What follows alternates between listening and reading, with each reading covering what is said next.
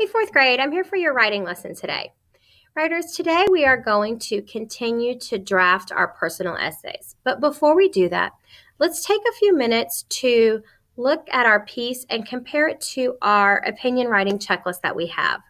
Your opinion writing checklist should be in your folder if you have a writing folder, and it's a thing that we've used throughout this unit. It looks like this. Did you find that checklist? On this checklist at the beginning of the unit, you made a goal for yourself and you chose one or two things on this checklist that you really wanted to focus on and to get better on as a writer. So thinking about the draft that you've just started and about this checklist right here, how are you doing on that? Are you meeting that goal? Does your draft show that you're improving on those goals? What can you do to push yourselves to do those goals even better?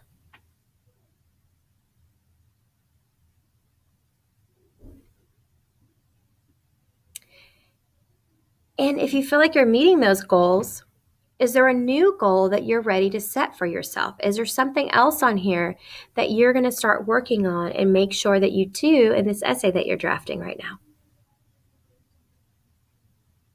If you find something that you want to work on, go ahead and mark it and circle it, star it, something so that as you're writing, you remember that you're really going to focus on this writing strategy.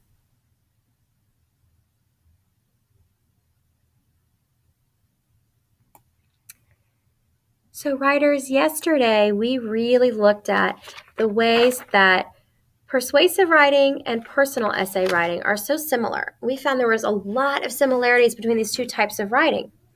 But we've also started to talk about some of the differences in them and what makes persuasive writing unique. In persuasive writing, we know it makes people want to take action. We want to change how someone thinks or how someone feels when they read our piece. Persuasive writers use stronger language in their writing and they have a more urgent tone. What they're saying is really important to them. And persuasive writers also have more evidence and lots of different kinds of evidence.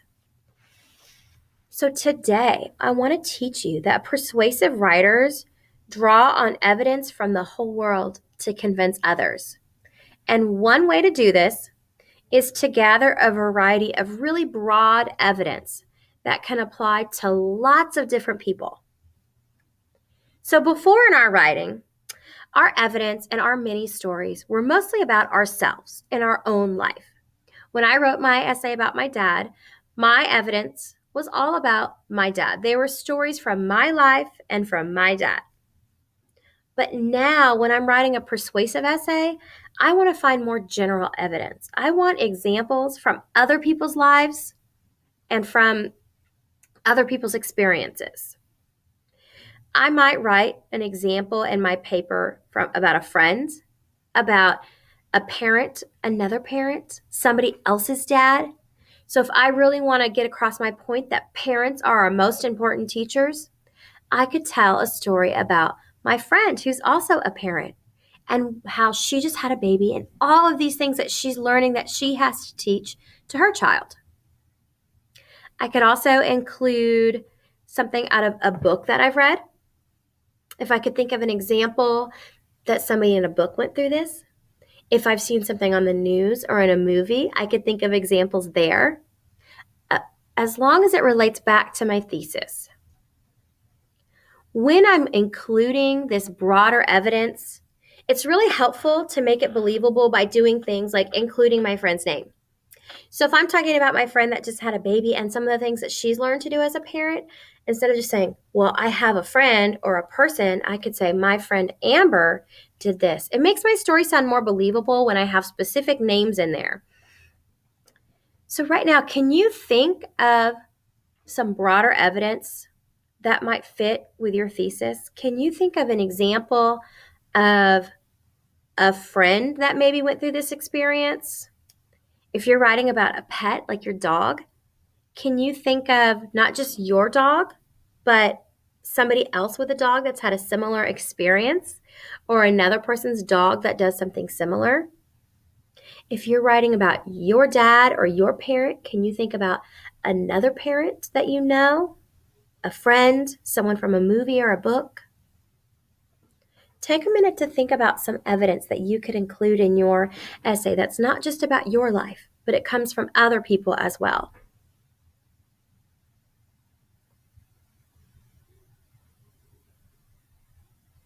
So writers, when you think you've got something in your head that would work as some broad evidence, would you turn and talk to your partner? And I want you to share with them what your thesis is and what this new piece of evidence is that you think you're going to include in your writing. So we'll pause the video right here so that you can turn and talk for a minute.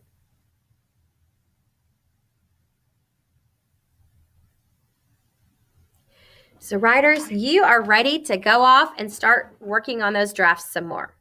Today, as you're writing, keep in mind, you've got today and tomorrow to finish this draft. Only 2 days of writing class. As you're working, use the tools that you have. You have a checklist you can be looking at. You have anchor charts hanging all around your classrooms. You have your draft that you've previously done that you can go back and look at and get ideas from. You could also today try out writing some of those different types of evidence to really strengthen your essay. Push yourselves as writers today.